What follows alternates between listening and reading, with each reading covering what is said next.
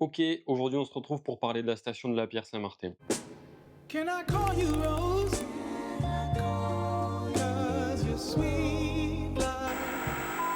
Comme on disait dans la précédente vidéo, les vacances d'été sont finies, l'automne arrive, donc l'hiver arrive aussi. C'est pour ça que j'en profite pour parler des stations dans lesquelles j'ai skié l'hiver dernier. Ça peut peut-être vous donner des nouvelles idées de destinations de vacances ou de stations à tester. Comme d'habitude, si ça vous plaît, abonnez-vous, mettez un petit j'aime, un petit commentaire. Allez aussi voir mon TikTok et mon Insta, c'est là où je mets que les vidéos sortent et je poste aussi d'autres choses dessus. Si ça vous intéresse, n'hésitez pas à aller voir ça. Comme je disais, aujourd'hui on va parler de la Pierre-Saint-Martin, station beaucoup trop sous-cotée pour moi, il y a beaucoup de choses à dire dessus. Je précise que c'est pas du tout sponsorisé, c'est mon opinion à moi, peut-être que vous partagez pas la même, mais en tout cas moi c'est ce que j'ai ressenti. Comme dans la précédente vidéo, on va découper la vidéo en plusieurs points. Premièrement, une présentation globale. Deuxièmement, on va parler des pistes. Troisièmement, du parc. Quatrièmement, hors piste. Et après, on va parler un peu de ce que j'en pense et comment skier la station. Donc on y va pour la présentation de la Pierre-Saint-Martin.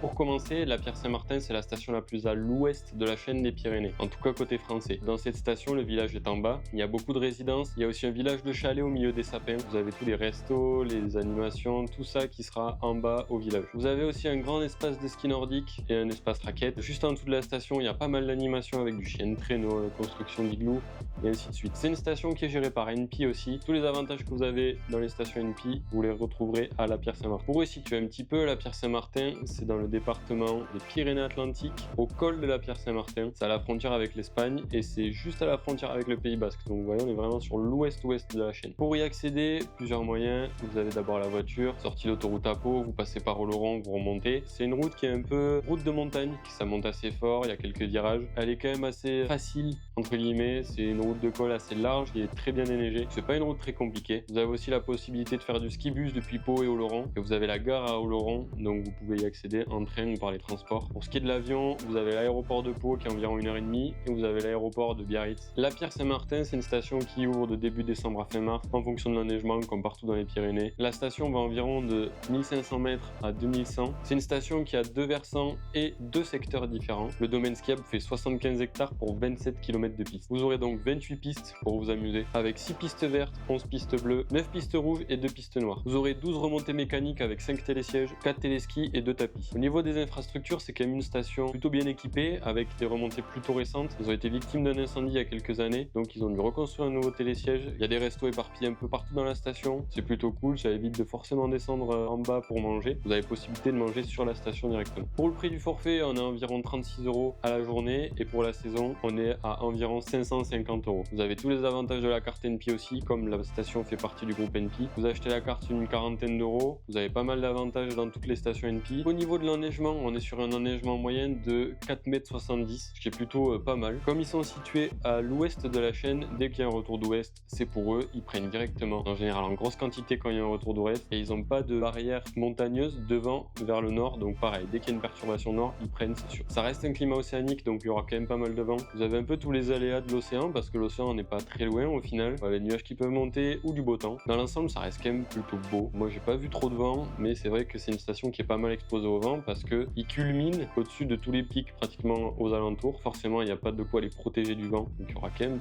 pas mal de vent dans l'ensemble. Au niveau de l'environnement et de la vue, c'est là qu'ils excellent, c'est incroyable. Vous avez une vue magnifique sur le plateau, parce que justement, il n'y a pas de barrière montagneuse devant, donc sur Pau, sur Orthez, il me semble même qu'on voit l'océan les jours où c'est très clair. Vous êtes au milieu un peu des collines, beaucoup de sapins qui les entourent, tout le bas de la station est que dans les arbres et les sapins. Ça donne une ambiance assez sympa, assez familiale. Et la station en fait est posée comme sur un grand plateau. C'est vachement sympa. Il y a beaucoup de pics autour assez connus comme le pic d'Annie. Ils sont entourés de jolis pics, de jolies montagnes. Ils seront pas centrés sur la chaîne, donc il n'y aura pas ces énormes montagnes comme on peut voir dans les Hautes-Pyrénées. Mais il y a quand même une vue incroyable. Je trouve que c'est la force de la Pierre-Saint-Martin. La vue est juste magnifique et l'ambiance, les alentours, l'environnement, c'est parfait. Moi, j'ai beaucoup aimé. Ceci dit, maintenant, on va passer aux pistes. On commence donc par l'espace débutant qui est génial pour moi. Il est immense, il y a plusieurs pistes vertes, il y a un télésiège qui est assez bas, qui passe au-dessus des sapins, qui est très sympa, qui donne accès à tout l'espace débutant. Il y a pas mal de tables, un petit parc pour les enfants, tout ça. Ils s'en sortent vachement bien là-dessus. C'est un peu leur force, je dirais, parce que tout le bas de la station est plutôt plat. Ils ont mis un énorme espace débutant. Les débutants, vous allez vous amuser à la pierre, là c'est garanti. C'est grand, on s'ennuie pas, il y a de tout, de quoi progresser, donc c'est plutôt sympa. Pour ce qui est de l'espace intermédiaire vert on va dire, plutôt piste bleue. Elles sont partout dans la station. Vous pouvez visiter toute la station avec les pistes bleues sans avoir un niveau d'expert ou de confirmé. Ils ont des pistes bleues magnifiques dans le boulevard des Pyrénées où c'est juste une grande balade, une piste très large avec une vue juste magnifique. Et la piste, même moi j'ai kiffé juste me balader dessus pour voir la vue, incroyable. Moi j'ai adoré cette piste, même si les gens peuvent penser qu'on préfère les pistes plus raides. Moi honnêtement cette piste là elle est parfaite du tout. Pour ce qui est des confirmés et des experts, vous avez des pistes éparpillées un peu à droite à gauche dans la station. Il y a 2 pistes noires, une damée, une pas damée. Donc la damée elle sera un peu plus dans la forêt avec des murs un peu plus joueuses, il y a des relances, des plats, des murs. Et vous avez aussi la piste noire qui est de l'autre côté dans le deuxième secteur, où là c'est vraiment une piste plutôt raide qui est pas damée, un peu style champ de boss à l'américaine. Voilà, les américains les pistes les plus dures elles sont pas damées. Là c'est un peu le même style, c'était pas personnellement ma préférée, mais c'est intéressant d'avoir une piste comme ça. On en voit de moins en moins, la plupart du temps les pistes noires sont damées. Là c'est vraiment une piste noire pleine de boss, assez raide, assez technique, mais tout ce qui est piste rouge, il y en a un peu partout dans la station, il y a de quoi s'amuser un peu partout. Il y en a qui vont de haut en bas. Donc, les meilleures pistes pour moi ce sera le boulevard des Pyrénées forcément, parce que la piste est juste géniale, la vue est incroyable, elle est parfaite pour s'amuser, pour tout le monde, tant pour les débutants que les confirmés. Si vous allez à la Pierre, faites cette piste absolument. Et la deuxième que j'ai beaucoup aimé, c'est l'enchaînement Lagopède IFS, je crois, je sais pas si je le dis bien. Là, c'est une piste rouge, l'inclinaison elle est parfaite, de quoi carver très fort dessus, de quoi s'amuser. De haut en bas, elle fait tout le dénivelé de la station, ça garde à peu près tout le temps la même inclinaison, un peu plus joueuse sur le bas où on est au milieu des sapins, mais je trouve que la piste elle est juste parfaite pour s'amuser, pour les confirmés qui aiment carver et faire de la piste, c'est juste des pistes parfaites pour moi. Maintenant, on va passer au snowpark. Ils ont 2 parcs à la Pierre, un du côté des contrebandiers je crois, et l'autre qui s'appelle la Moonwalk. C'est une petite piste un peu typée border cross avec des hoops et tout ça, plus pour les enfants et les familles. Il y a quelques box dessus et je l'ai faite, elle est assez marrante. Donc ça, ce sera l'espace débutant, un énorme border cross avec des hoops, des grosses box assez faciles à prendre, de quoi taper dans les trucs sur le côté, de quoi s'amuser, tout ça. C'est assez sympa pour les familles, même pour moi, je me suis bien amusé dessus. Ça permet aux enfants et tout le monde de pouvoir s'amuser dans un petit snowpark entre guillemets, et en plus on est au milieu des sapins et tout ça, donc franchement c'est assez cool. Et pour ce qui est du parc, malheureusement quand j'y étais, il était pas fait, donc j'ai pas pu voir comment est leur parc. Ils communiquent pas trop là-dessus, donc je sais pas trop ce qu'il vaut honnêtement. J'essaierai d'y retourner l'année prochaine quand il y aura le parc, mais je peux pas vous en dire plus sur le snowpark et c'est dommage je trouve. Et j'espère que la prochaine fois que je viendrai, le snowpark sera fait. En tout cas, on va croiser les doigts pour que ce soit fait.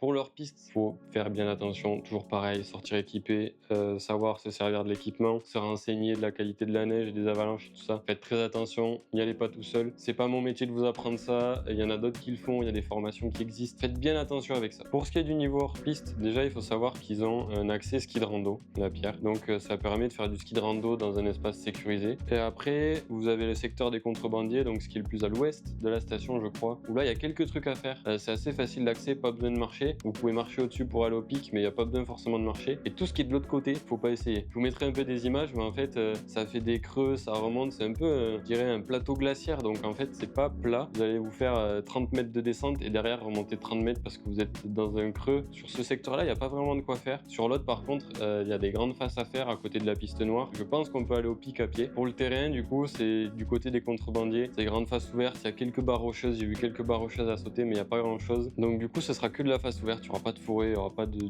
terrain un peu différent. Il faut vraiment aller de ce côté-là. Moi, j'ai pas pu tester parce que les conditions de neige ne le permettaient pas. Donc je connais pas assez. J'ai pas assez de recul sur leur piste à la Pierre. Et après, il y a quelques rochers à sauter dans la station. J'ai pas vu forcément de cuillère naturelle. C'est pas une station où on va forcément faire du hors-piste là-bas. Le terrain est pas hyper adapté en fait. Et comme j'en ai jamais fait et que j'ai pas skié avec un local, on va dire, ben j'ai pas trop de recul dessus parce que j'y suis allé que 2 fois. L'année dernière, quand j'y suis allé, les conditions de neige permettaient pas de sortir des pistes, donc je suis resté sur les pistes. Donc je connais pas vraiment. Je demande à voir. Donc moi, ce que je conseille pour bien skier la station, c'est d'aller voir les 2 secteurs, de tout voir. En une journée, ça se fait, mais il faudrait plusieurs jours pour explorer parce que c'est tellement éparpillé, il y a tellement de pistes différentes qu'il faut y aller plusieurs jours. Moi, j'ai réussi à faire les 2 secteurs. Je vais quand même essayer d'y retourner l'année prochaine plusieurs fois parce que j'ai adoré cette station. La station se fait dans la journée, mais c'est quand même mieux d'y aller sur plusieurs jours, ça vous permet de tout découvrir. Moi, ce que j'en ai pensé, c'est que c'est une station très accessible à tout le monde, un peu plus typée familiale. Tout le monde s'y amuse, que ce soit les débutants ou les confirmés, tout le monde peut s'y amuser. Donc ça, c'est plutôt cool pour une station d'avoir cette diversité-là. Je trouve qu'il y a quand même une bonne ambiance dans l'ensemble à la Pierre-Saint-Martin. Ça fait très familial. Si vous êtes en famille, n'hésitez pas à aller là-bas. Après, les pistes là-bas, c'est le gros point fort avec la vue. La vue plus les pistes, moi, quand j'y suis allé, il faisait grand beau. C'est juste parfait. La vue est magnifique, je trouve. C'est l'une des plus belles vues de station en tout cas, j'ai pu tester. N'hésitez pas à aller là-bas, les pistes elles sont incroyables, c'est vraiment top. Après, ce que j'ai trouvé un peu dommage à la Pierre, c'est que le parc n'était pas fait quand j'étais là-bas. Je sais pas si j'y suis allé vraiment au mauvais moment ou s'ils priorisent pas le parc, mais c'est dommage de pas avoir un parc, ça ferait vraiment une station hyper complète. Donc j'espère que l'année prochaine, quand j'irai, le parc sera fait et que je pourrai vous le tester. Et après, il faut savoir aussi qu'à la Pierre, la route est très longue pour y aller. Moi, en tout cas, je la trouve très longue. Je pars de Pau et il y a une bonne heure et demie où il n'y a pas d'autoroute, c'est que de la route de montagne, que de la nationale. Moi, je trouve ça un peu long, mais après, comme je l'ai dit dans la dernière vidéo, j'étais mal habitué parce que j'habitais à Sanary, à 50 mètres des remontées. Peut-être que c'est une mauvaise habitude que j'ai. Après, la route est pas hyper dure à faire, mais moi, personnellement, je la trouve un peu longue. Donc voilà, la Pierre, c'est une station que je recommande à 100%. C'est une très bonne station, je trouve. Même si c'est pas la plus grande, je trouve que c'est une station hyper sous-cotée. Perso, moi, je l'ai adoré. Aller à la Pierre, c'est génial. Juste, c'est une station géniale et c'est une station magnifique. Bon, mais je pense que j'ai fini, j'ai dit tout ce que j'avais à dire sur la Pierre. N'hésitez pas à me dire si vous allez y aller ou si vous y avez déjà été. C'est sympa d'avoir les avis des gens. Toujours pareil, on va creuser les doigts pour que cet hiver il neige, qu'on puisse skier assez tôt et assez tard dans des bonnes conditions. N'hésitez pas à vous abonner si ça vous a plu, à mettre un petit j'aime, un petit commentaire et à aller voir mes réseaux. Sur ce, on se voit dans la prochaine vidéo. Allez, la bise.